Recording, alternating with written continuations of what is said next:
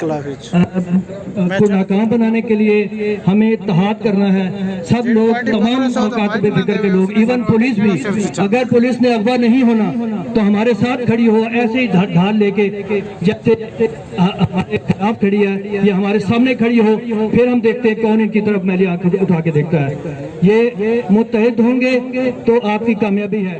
سارے مطالبات اسی زمن میں آپ کے سامنے آتے ہیں. عزیز ساتھیوں, جرنلسٹوں سے زیادہ کوئی اس بات کو نہیں جانتا کہ پاکستان میں پریس فریڈم کی صورتحال کیا ہے.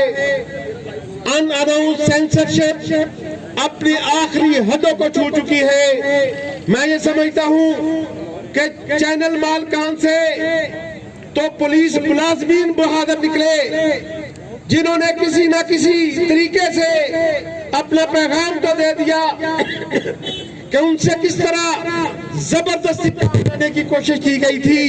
لیکن چینل مالکان, اخبار مالکان جو سرمایہ کو اپنا ایمان سمجھتے ہیں, ان میں اتنی بھی اخلاقی جرات نہیں ہے کہ کوئی مالک یہ آواز بلند کر سکے کہ اس پر کس قسم کا دباؤ ڈالا جا رہا ہے 2-3 سال سے. کہ صورتحال اب خبر سے بہت آگے نکل چکی ہے. اب تو یہ پوچھا جاتا ہے, یہ بتایا جاتا ہے کہ آپ کو کیمرہ فلان جگہ پہ ڈالنا ہے, آپ کو فلان جگہ پہ ڈالنا ہے, اس طرح آپ کو خبر نشر کرنا ہوگی, اس طرح آپ کو خبر چھاپنی ہوگی. اس لیے اشرف نے دیکھا, یحییٰ نے دیکھا, یحییٰ نے دیکھا, کانے نے دیکھا, کانے نے دیکھا, شرفی نے دیکھا. زندہ ہے صحافی, میرے ملک کا صحافی, آئین کی خاطر, جمہوریت کی خاطر. وہ چینل بھی بند ہو جائے. تو جب آپ کی حکومت کا صرف ایک ہی مقصد ہے کہ آپ نے سیاسی مخالفین کو جیلوں میں ٹھونسنا ہے اور ٹی وی چینلز کو بند کرنا ہے, اخبارات کی آواز کو دبانا ہے اور صرف لوگوں پر الزامات لگانے ہیں اور ان کو ڈرانا دھمکانے ہیں اور ان پر مقدمات کرنے ہیں, تو پھر آپ پاکستان کے نوکریاں کیسے دیں گے؟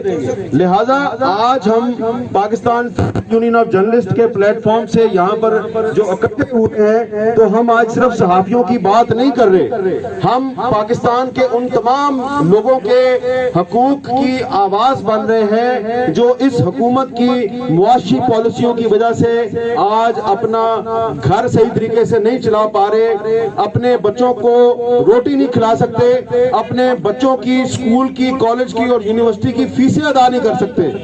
آپ لوگوں کو اچھی طرح پتا ہے کہ اس وقت آج کے پاکستان میں, جس کو ہم نیا پاکستان کہتے ہیں, کالج اور یونیورسٹی کی فیس ادا کرنا بھی ایک بہت بڑا مسئلہ بن گیا ہے. اور ہم یہاں پر جو اس وقت ہمارے پولیس والے کھڑے ہیں, ہمیں پتہ ہے ان کی بھی تنخواہ میں اضافہ نہیں ہوا, اور اس کے علاوہ جو یہاں پر اسپیشل برانچ والے ہیں وہ بھی پولیس سے ہی ان کا تعلق ہے, ان کی بھی تنخواہ میں اضافہ نہیں ہوا. ہم چاہتے ہیں ان کی بھی تنخواہ میں اضافہ ہو, لیکن یہاں پر جو باقی انٹیلیجنس ایجنسیوں کے لوگ ہیں ان کے حقوق کی ہم بات نہیں کرتے کیونکہ وہ پہلے بڑے طاقتور ہیں. لہذا ہم صرف پولیس والوں کی بات کریں گے کیونکہ اس دور میں پولیس والوں کو استعمال بھی کیا جاتا ہے اور ان کو اغوا بھی کیا جاتا ہے. تو کیونکہ صحافی بھی اغوا ہو رہے ہیں اور پولیس والے بھی اغوا ہو رہے ہیں, اس لیے پولیس میں اور صحافیوں میں فرق ختم ہو گیا ہے. لہذا آج کے بعد سے پولیس کے حقوق کی آواز پاکستان کے صحافی بلند کریں گے, لیکن جو باقی انٹیلیجنس ایجنسی ہیں وہ اپنے کام خود کریں کیونکہ وہ بہت طاقتور ہیں.